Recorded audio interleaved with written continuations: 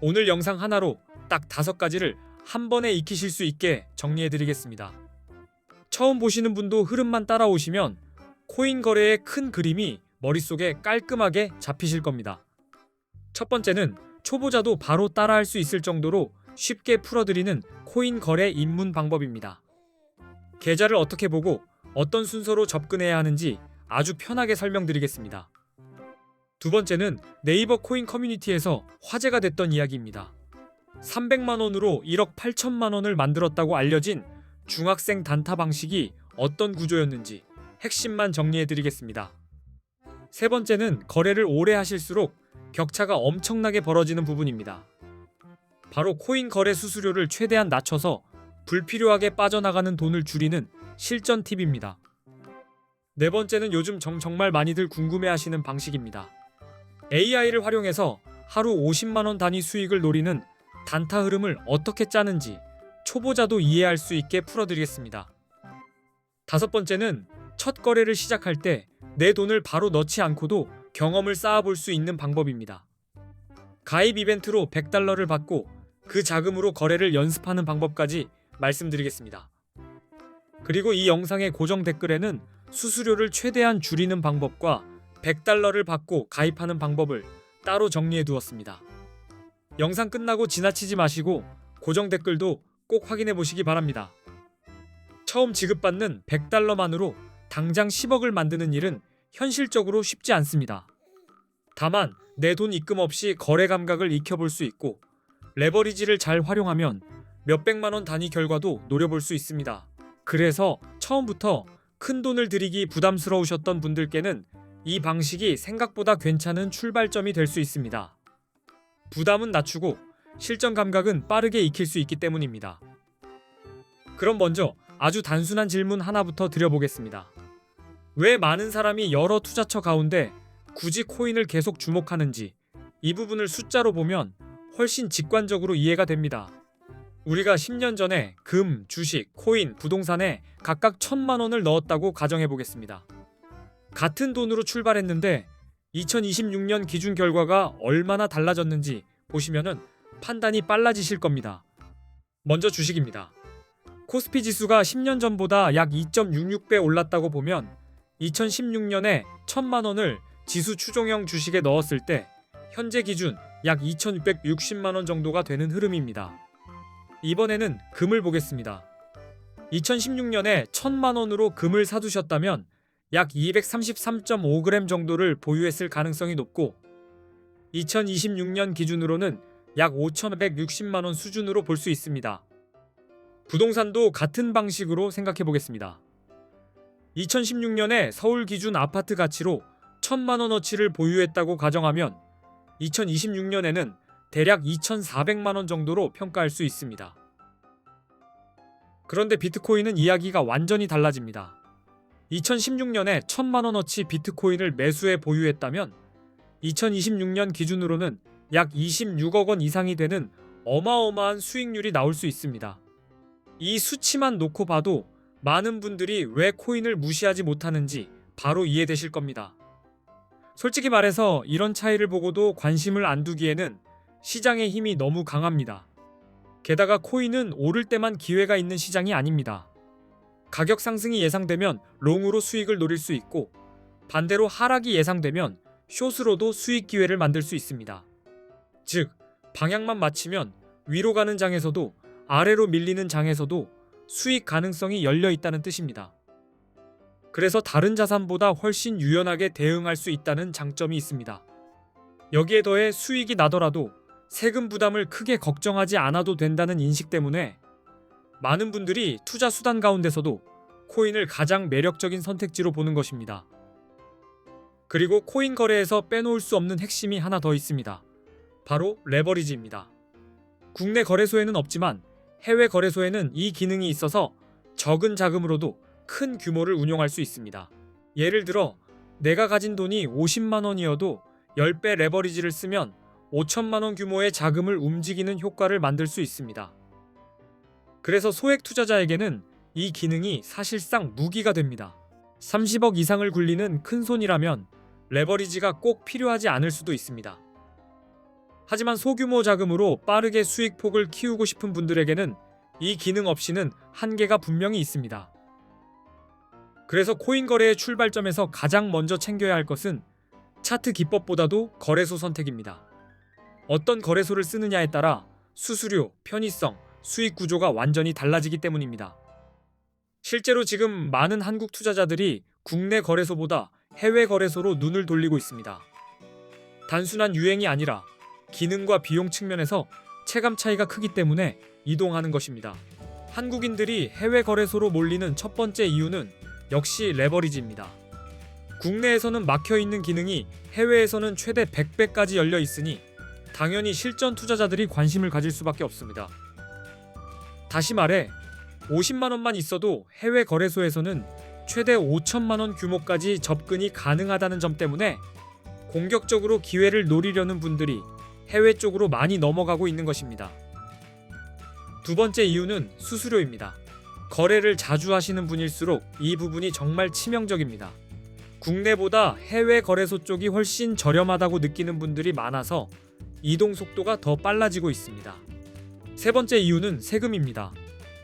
해외 거래소는 세금이 없다고 받아들이는 분들이 많고 국내 거래소는 거래 수익에 대한 세금을 신경 써야 한다는 인식이 있어서 해외 선호가 더 강해지고 있습니다. 한국인들이 많이 쓰는 대표 해외 거래소 정보와 가입 시 $100 지급 이벤트를 하는 곳에 대한 내용도 이 영상의 고정 댓글에 정리해 두었습니다. 꼭 내려가서 확인해 보시기 바랍니다. 이제 수수료가 왜 그렇게 중요한지 숫자로 바로 보여드리겠습니다.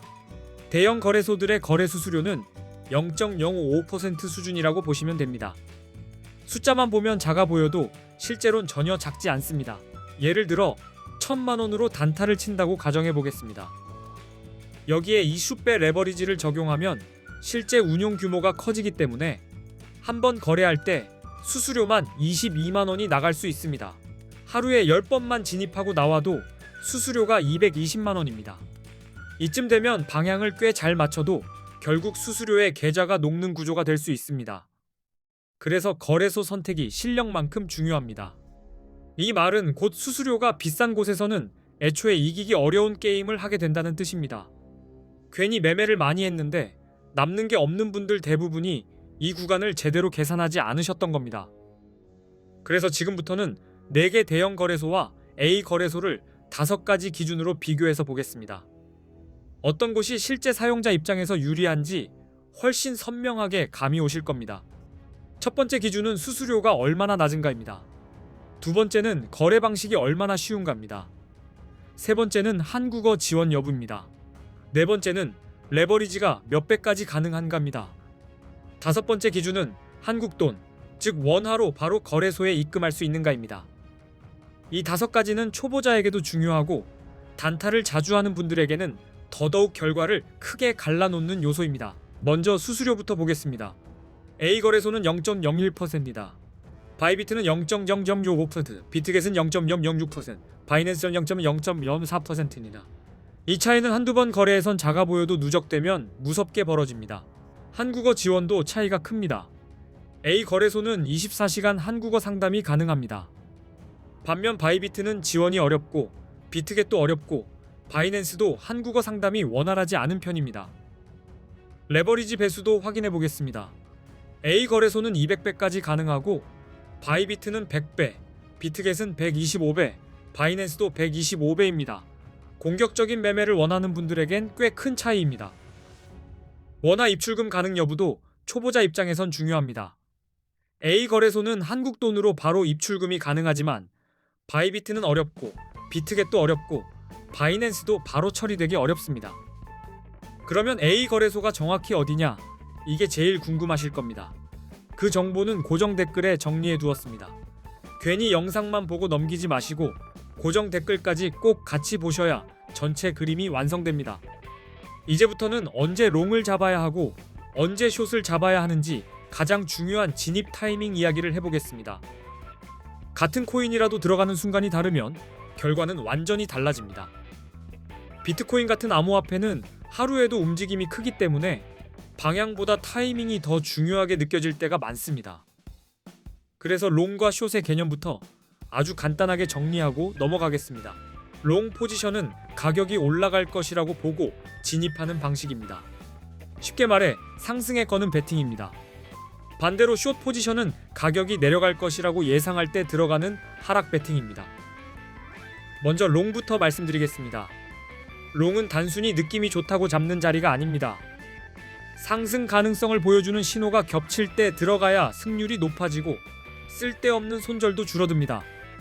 가장 기본적인 신호는 차트에서 강한 상승 추세가 보이는 경우입니다. 비트코인이 이전 고점을 계속 높여가면서 위로 밀어올리는 모습이 반복된다면 롱이 유리할 가능성이 커집니다. 이동평균선도 꼭 보셔야 합니다.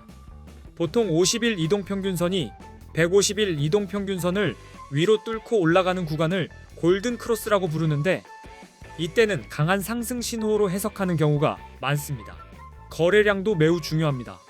가격이 오르는데 거래량까지 같이 늘어나면 시장 참여자들이 그 상승을 믿고 따라붙는다는 뜻이기 때문에 상승 흐름이 더 강해질 가능성을 생각할 수 있습니다. 그래서 가격 상승과 거래량 증가가 동시에 나오는 장면은 롱 진입을 고민해 볼 만한 구간입니다. 단순히 캔들 하나만 보는 것보다 거래량까지 같이 확인하는 습관이 정말 중요합니다. 뉴스도 절대 빼놓으면 안 됩니다. 규제 완화 소식, 대형 기관의 진입, ETF 승인 같은 긍정적 이슈는 비트코인 가격을 강하게 밀어 올릴 수 있어서 롱 확률을 높여주는 재료가 됩니다. 반대로 숏 포지션은 하락 가능성이 커질 때 접근하는 전략입니다. 상승장에서만 기회를 찾는 분들은 반쪽짜리 시장만 보는 셈입니다. 숏을 이해하면 하락장도 기회로 바뀔 수 있습니다. 숏의 첫 번째 신호는 차트가 하락 추세로 꺾였을 때입니다. 가격이 계속 낮아지고 저점이 이전보다 더 낮아지는 패턴이 이어지면 숏 포지션이 유리한 환경으로 바뀌고 있을 수 있습니다. 이동평균선에서는 50일 이동평균선이 150일 이동평균선 아래로 내려가는 구간을 데드크로스라고 부릅니다. 이 구간은 통상 하락 신호로 해석되기 때문에 숏 관점에서 중요하게 봅니다. 또 하나는 거래량의 흐름입니다. 가격이 오르고 있는데 거래량이 줄어든다면 겉보기와 달리 상승 힘이 점점 약해지고 있다는 뜻일 수 있습니다. 이런 상황은 하락 전조가 되기도 합니다. 그래서 상승하는 것처럼 보이는데 거래량이 계속 빠지는 구간에서는 무리하게 롱을 따라가기보다 숏 기회를 열어두는 쪽이 성공 확률을 높일 수 있습니다. 이 차이를 아시면 대응이 달라집니다. 부정적인 뉴스도 숏의 근거가 됩니다. 규제 강화, 해킹 사고, 주요 국가의 암호화폐 규제 정책 강화 같은 소식은 시장 심리를 얼어붙게 만들고 가격 하락 압력을 키울 수 있습니다. 결국 롱과 숏은 감으로 고르는 것이 아니라 차트 추세와 거래량, 이동평균선, 뉴스 흐름을 함께 보고 정하는 것입니다. 이 네 가지를 같이 보면 진입의 질이 훨씬 좋아집니다. 그리고 비트코인 시장에서는 기술적 분석도 굉장히 중요합니다. 너무 어렵게 생각하실 필요는 없고 몇 가지 대표 신호만 익혀도 시장이 과열됐는지 식어가는지 판단하는데 큰 도움이 됩니다. 대표적으로 많이 보는 것이 RSI, 맥디, 볼린저 밴드입니다.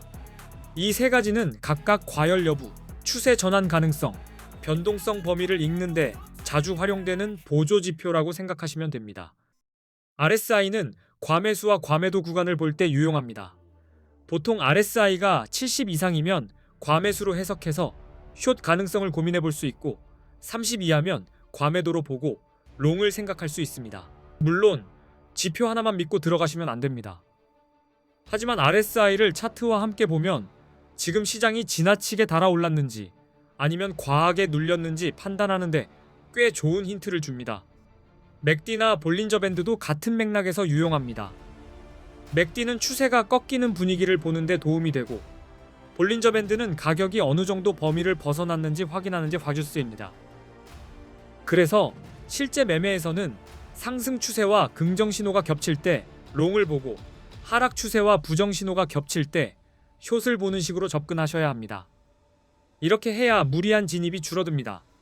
다시 말씀드리지만 오늘 영상에서는 초보도 따라할 수 있는 코인 거래 방법, 화제가 됐던 300만원 단타 사례, 수수료 할인 팁, AI 단타 방식, $100 가입 활용법까지 함께 다뤘습니다. 특히 고정 댓글에는 정말 실전에 바로 써먹기 좋은 정보들을 따로 정리해 두었습니다. 수수료를 아끼는 방법과 100달러를 받고 시작하는 방법은 놓치시면 아쉬우니 꼭 확인해 보시기 바랍니다. 오늘 내용이 코인 단타와 선물 거래 흐름을 이해하시는 데 도움이 되셨다면 이제부터는 아무 데서나 막 진입하지 마시고 거래소 수수료 방향 타이밍 이 네 가지를 먼저 확인해 보시기 바랍니다. 앞으로도 초보자분들이 헷갈리지 않도록 복잡한 내용을 쉽게 풀어드리는 영상 계속 올리겠습니다. 끝까지 시청해 주셔서 진심으로 감사드리고 꼭 고정 댓글도 함께 확인해 주시기 바랍니다.